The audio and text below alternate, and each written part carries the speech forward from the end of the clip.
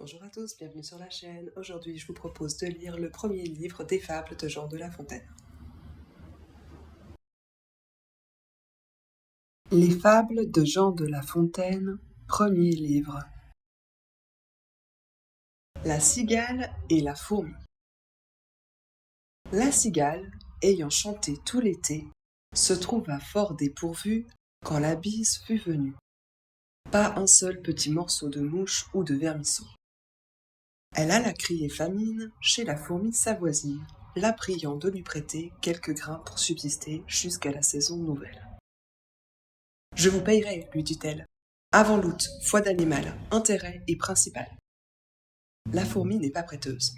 C'est là son moindre défaut. « Que faisiez-vous au temps chaud ?» dit-elle à cette emprunteuse. « Nuit et jour, à tout venant, je chantais, ne vous déplaise. Vous chantiez, j'en suis fort aise. Eh bien, dansez maintenant. » Le corbeau et le renard. Maître Corbeau, sur un arbre perché, tenait en son bec un fromage. Maître Renard, par l'odeur alléchée, lui tint à peu près ce langage. « Et bonjour, monsieur du Corbeau. Que vous êtes joli, que vous me semblez beau. Sans mentir, si votre ramage se rapporte à votre plumage, vous êtes le phénix des hôtes de ces bois. » À ces mots, le corbeau ne se sent pas de joie. Et pour montrer sa belle voix, il ouvre un large bec, laisse tomber sa proie.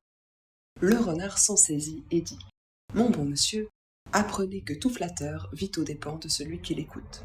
Cette leçon vaut bien un fromage, sans doute. » Le corbeau, honteux et confus, jura, mais un peu tard, qu'on ne l'y prendrait plus. La grenouille qui veut se faire aussi grosse que le bœuf. Une grenouille vit un bœuf, qui lui sembla de belle taille. Elle, qui n'était pas plus grosse en tout comme un œuf, envieuse, s'étend et s'enfle et se travaille pour égaler l'animal en grosseur, disant « Regardez bien, ma sœur, est-ce assez? Dites-moi, n'y suis-je point encore? Nenni. M'y voici donc? Point du tout. M'y voilà? Vous n'en approchez point. » La chétive pécore s'enfla si bien qu'elle creva. Le monde est plein de gens qui ne sont pas plus sages. Tout bourgeois veut bâtir comme les grands seigneurs. Tout petit prince a des ambassadeurs. Tout marquis veut avoir des pages. Les deux mulets. Deux mulets cheminaient, l'un d'avoine chargé, l'autre portant l'argent de la gabelle. Celui-ci, glorieux d'une charge si belle, n'eût voulu pour beaucoup en être soulagé. Il marchait d'un pas relevé et faisait sonner sa sonnette.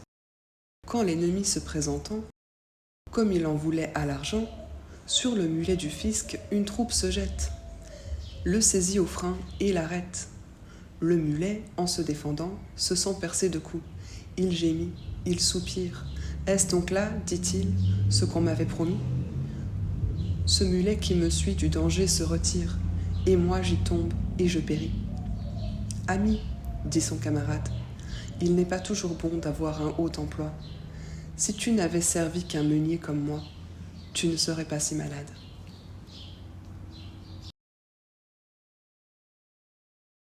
Le loup et le chien. Un loup n'avait que les os et la peau.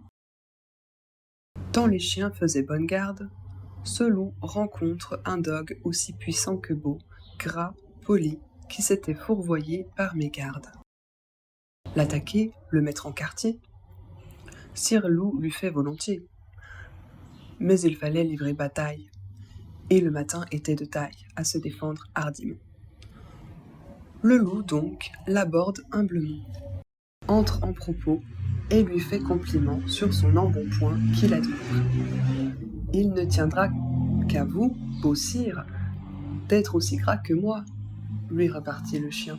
« Quittez les bois, vous ferez bien. Vos pareils y sont misérables, cancres, hères et pauvres diables, dont la condition est de mourir de faim. Car quoi? Rien d'assuré, point de franche-lippée, tout à la pointe de l'épée. Suivez-moi, vous aurez un bien meilleur destin. Le loup reprit. « Que me faudra-t-il faire ?»« Presque rien, dit le chien. Donner la chasse aux gens portant bâton et mendiants, flatter ceux du logis, à son maître complaire, moyennant quoi votre salaire sera force relief de toutes les façons. Os de poulet, os de pigeon, sans parler de maintes caresses. Le loup déjà se forge une félicité qui le fait pleurer de tendresse. Chemin faisant, il vit le cou du chien pelé. « Qu'est-ce là ?» lui dit-il. « Rien. »« Quoi rien ? Peu de choses. Mais encore, le collier dont je suis attaché de ce que vous voyez est peut-être la cause. »« Attaché ?» dit le loup. « Vous ne courez donc pas où vous voulez ? » ?»« Pas toujours. Mais qu'importe ! Il importe si bien que de tous vos repas, je ne veux en aucune sorte et ne voudrais pas même à ce prix un trésor. » Cela dit, Maître Loup s'enfuit et court encore. La génisse, la chèvre et la brebis en société avec le lion. La génisse, la chèvre et leur sœur la brebis, avec un fier lion seigneur du voisinage, firent société, dit-on, au temps jadis, et mirent en commun le gain et le dommage. Dans les lacs de la chèvre, un cerf se trouva pris. Vers ses associés, aussitôt, elle envoie. Eux venus, le lion par ses ongles compta, et dit « Nous sommes 4 à partager la proie. » Puis, en autant de parts, le cerf il dépeça. Prit pour lui la première part en qualité de sire. « Elle doit être à moi, dit-il. Et la raison, c'est que je m'appelle Lion. » À cela, l'on n'a rien à dire. La seconde, par droit, me doit échoir encore. Ce droit, vous le savez, c'est le droit du plus fort. Comme le plus vaillant, je prétends la troisième. Si quelqu'une de vous touche à la quatrième, je l'étranglerai tout d'abord. La besace. Jupiter dit un jour que tout ce qui respire s'en vienne comparaître aux pieds de ma grandeur. Si dans son composé quelqu'un trouve à redire, il peut le déclarer sans peur. Je mettrai remède à la chose. Venez, singes, parlez le premier, et pour cause. Voyez ces animaux, faites comparaison de leur beauté avec les vôtres. Êtes-vous satisfait ? Moi, dit-il, pourquoi non ? N'ai-je pas 4 pieds, aussi bien que les autres ? Mon portrait jusqu'ici ne m'a rien reproché. Mais pour mon frère, l'ours, on ne l'a qu'ébauché. Jamais, s'il me veut croire, il ne se fera peindre. L'ours venant là-dessus, on crut qu'il s'allait plaindre. Tant s'en faut, de sa forme, il se loua très fort. Glosa sur l'éléphant, dit qu'on pourrait encore ajouter à sa queue, ôter à ses oreilles, que c'était une masse informe et sans beauté. L'éléphant étant écouté, tout sage qu'il était, dit des choses pareilles. Il jugea qu'à son appétit, Dame Baleine était trop grosse. Dame Fourmi trouva le ciron trop petit, se croyant pour elle un colosse.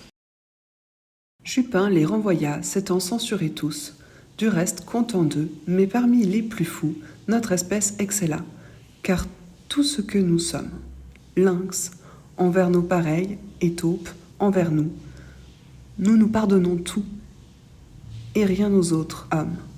On se voit d'un autre œil qu'on ne voit son prochain. Le fabricateur souverain nous créa besaciers tous de même manière, tant ceux du temps passé que du temps d'aujourd'hui. Il fit pour nos défauts la poche de derrière et celle de devant pour les défauts d'autrui. L'hirondelle et les petits oiseaux. Une hirondelle, en ses voyages, avait beaucoup appris. Quiconque a beaucoup vu peut avoir beaucoup retenu. Celle-ci prévoyait jusqu'aux moindres orages, et devant qu'ils fussent éclos. Il arriva qu'autant que la chanvre se sème, elle vit un manant en couvrir maintes sillons. Ceci ne me plaît pas, dit-elle aux oisillons. Je vous plains, car pour moi, dans ce péril extrême, je saurais m'éloigner ou vivre en quelque coin. Voyez-vous cette main qui par les airs chemine? Un jour viendra, qui n'est pas loin, que ce qu'elle répand sera votre ruine.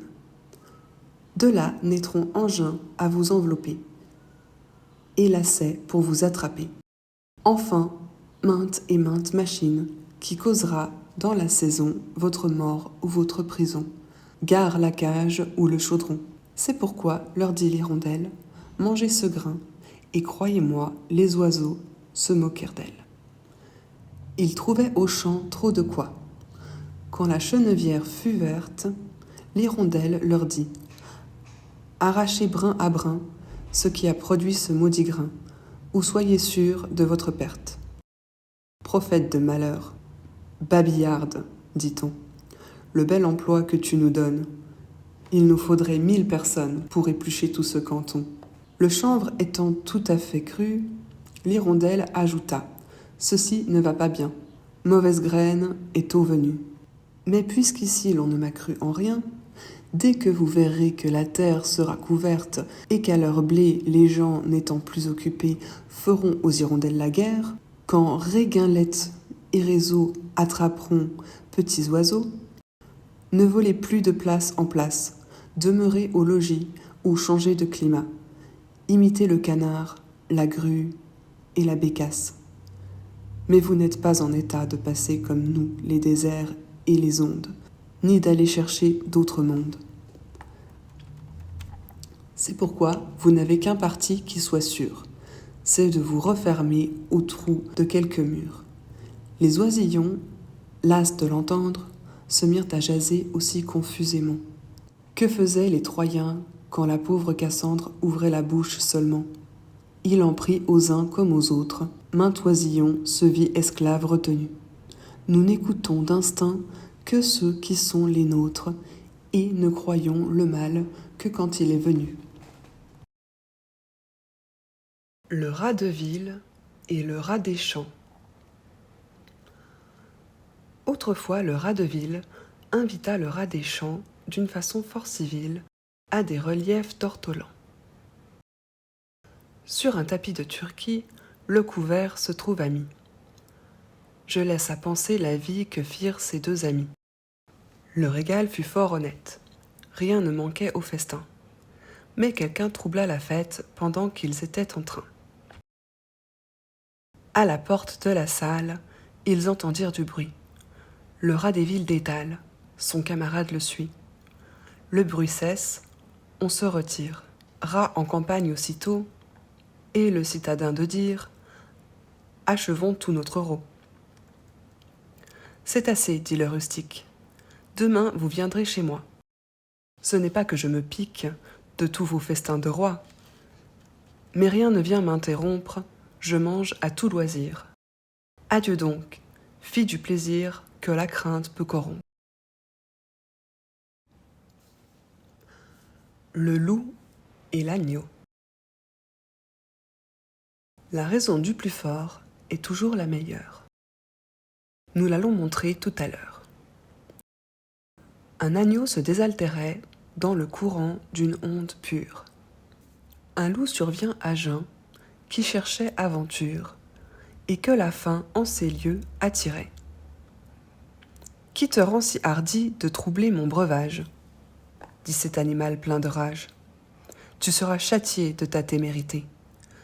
Sire, répond l'agneau, que votre majesté ne se mette pas en colère, mais plutôt qu'elle considère que je me vas désaltérant dans le courant, plus de 20 pas au-dessous d'elle, et que par conséquent, en aucune façon, je ne puis troubler sa boisson. Tu la troubles, reprit cette bête cruelle, et je sais que de moi tu médis l'an passé. Comment l'aurais-je fait si je n'étais pas né, reprit l'agneau. Je tette encore ma mère. Si ce n'est toi, c'est donc ton frère. Je n'en ai point. C'est donc quelqu'un des tiens, car vous ne m'épargnez guère. Vous, vos bergers et vos chiens. On me l'a dit, il faut que je me venge. Là-dessus, au fond des forêts, le loup l'emporte et puis le mange, sans autre forme de procès. L'homme et son image pour Monsieur le duc de La Rochefoucauld. Un homme qui s'aimait sans avoir de rivaux passait dans son esprit pour le plus beau du monde. Il accusait toujours les miroirs d'être faux, vivant plus content dans son erreur profonde. Afin de le guérir, le sort officieux présentait partout à ses yeux les conseillers muets dont se servent nos dames. Miroir dans les logis, miroir chez les marchands, miroir aux poches des galants, miroir aux ceintures des femmes. Que fait notre Narcisse? Il se va confiner aux lieux les plus cachés qu'il peut s'imaginer, n'osant plus des miroirs éprouver l'aventure.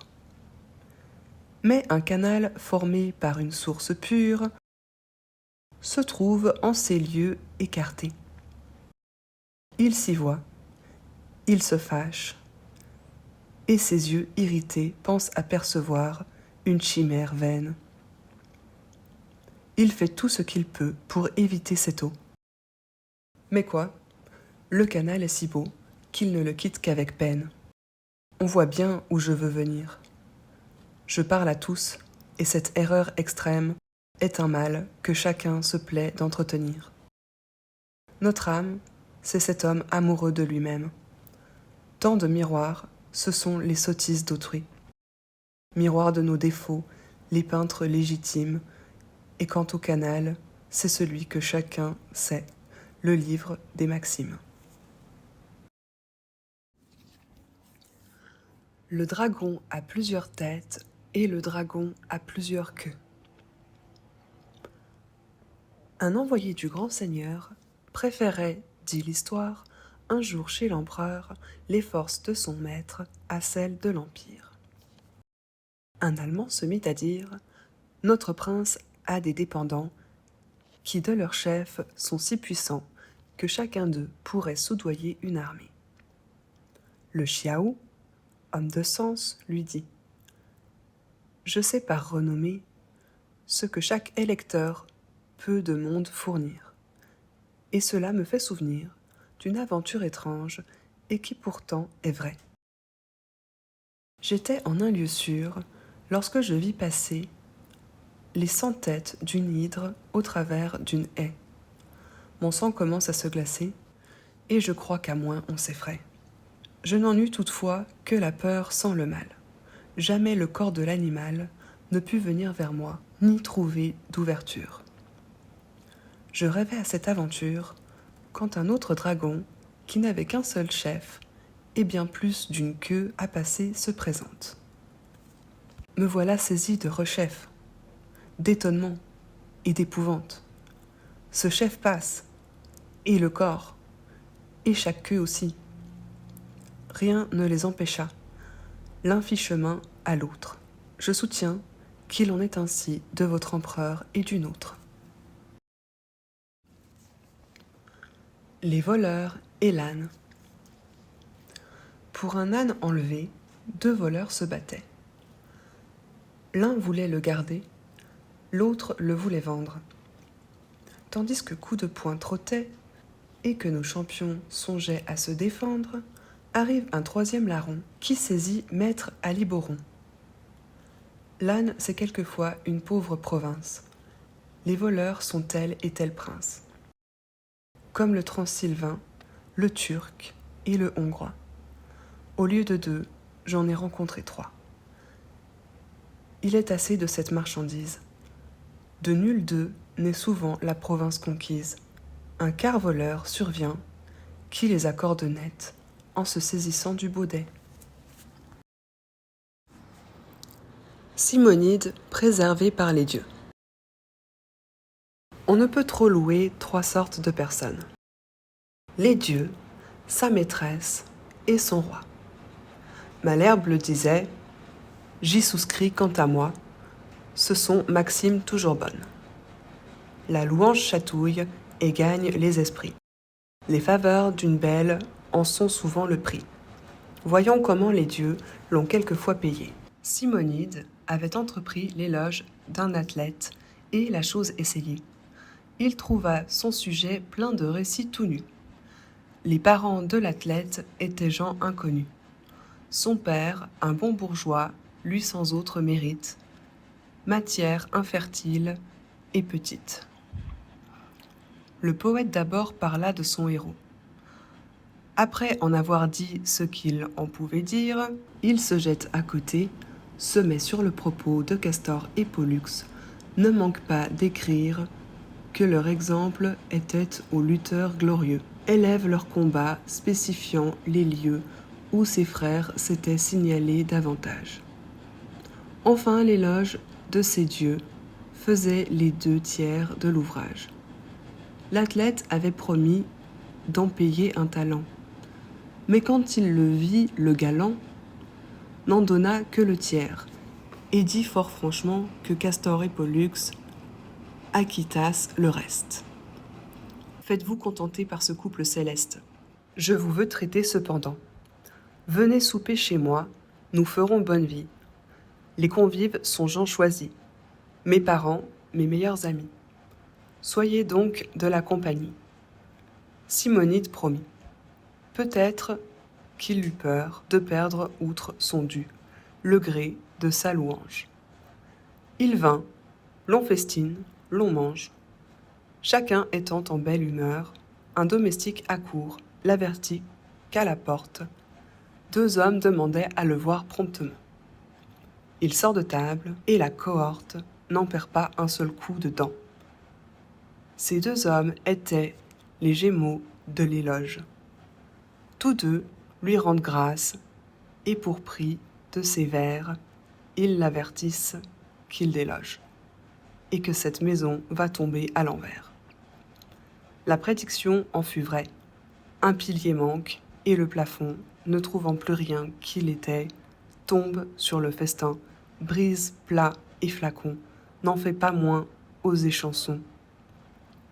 Ce ne fut pas le pis, car pour rendre complète la vengeance due au poète, une poutre cassa les jambes à l'athlète et renvoya les conviés, pour la plupart estropiés.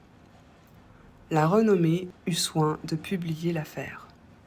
Chacun cria « Miracle !»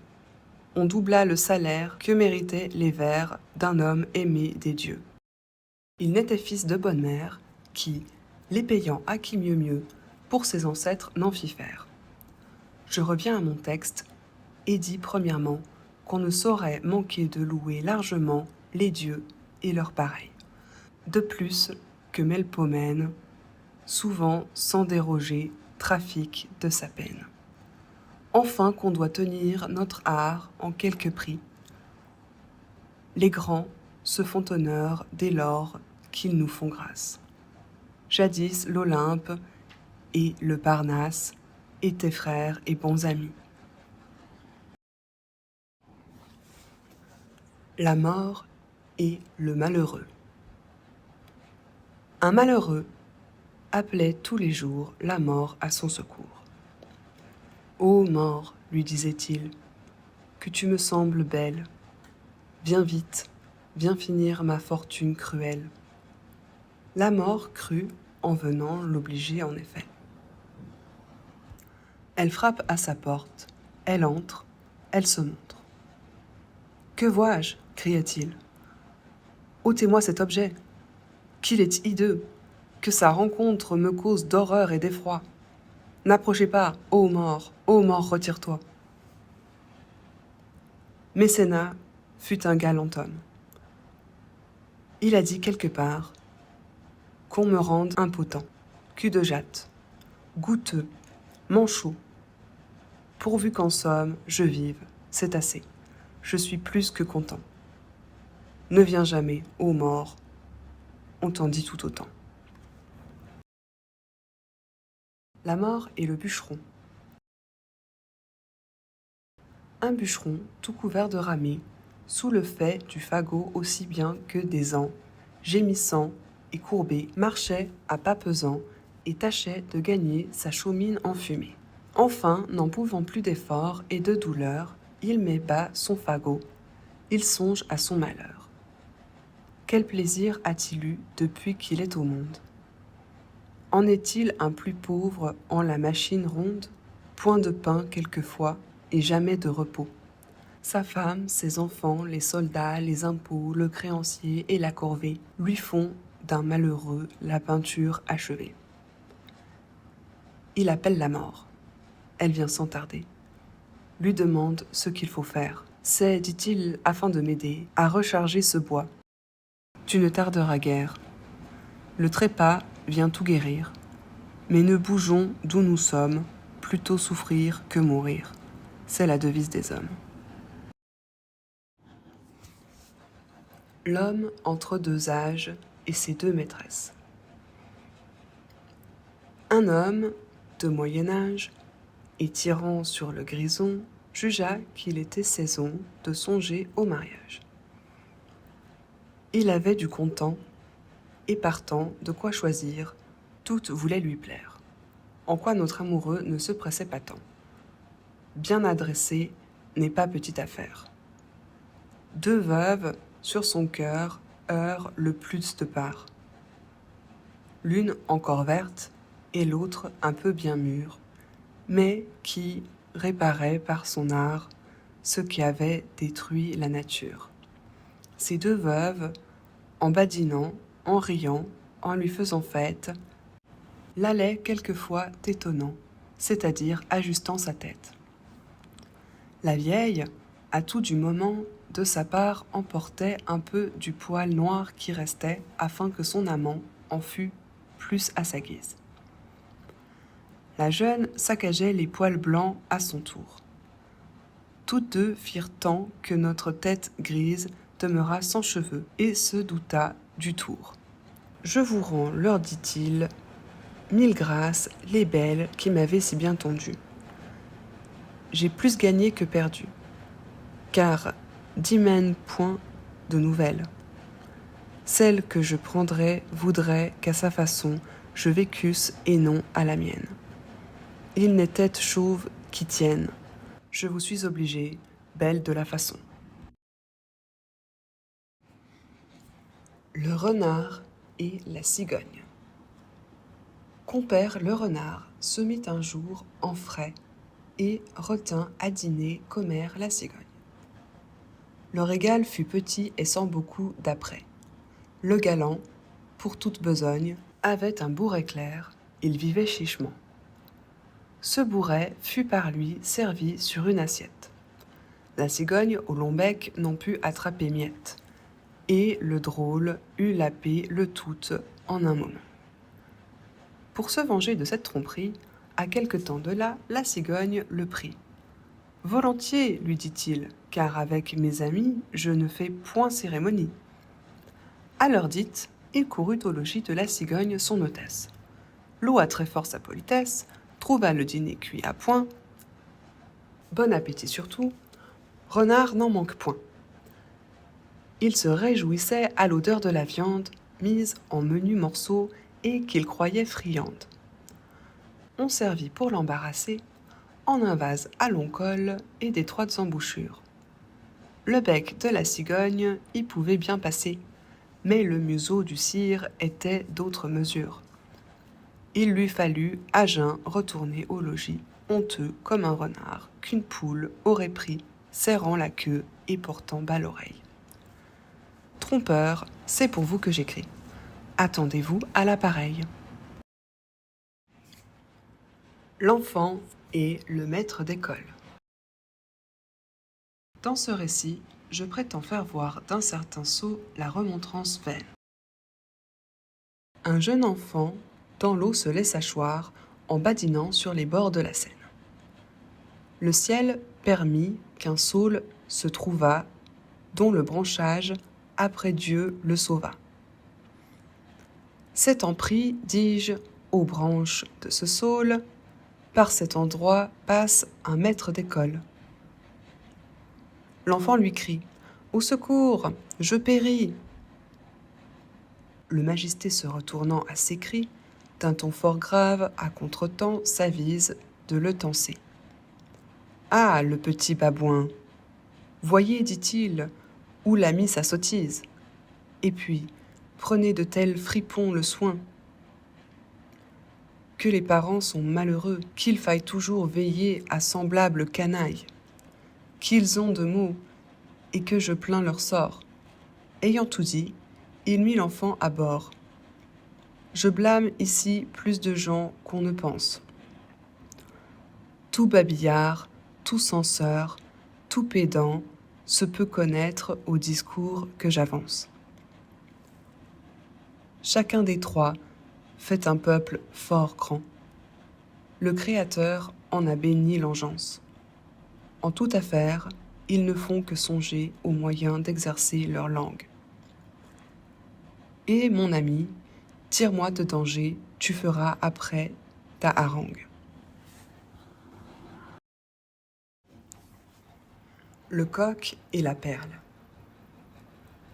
Un jour, un coq détourna une perle qu'il donna au beau premier lapidaire. « Je la crois fine, dit-il, mais le moindre grain de mil serait bien mieux mon affaire. » Un ignorant hérita d'un manuscrit qu'il porta chez son voisin le libraire. « Je crois, dit-il, qu'il est bon, mais le moindre ducaton serait bien mieux mon affaire. » Les frelons et les mouches à miel. À l'œuvre, on connaît l'artisan.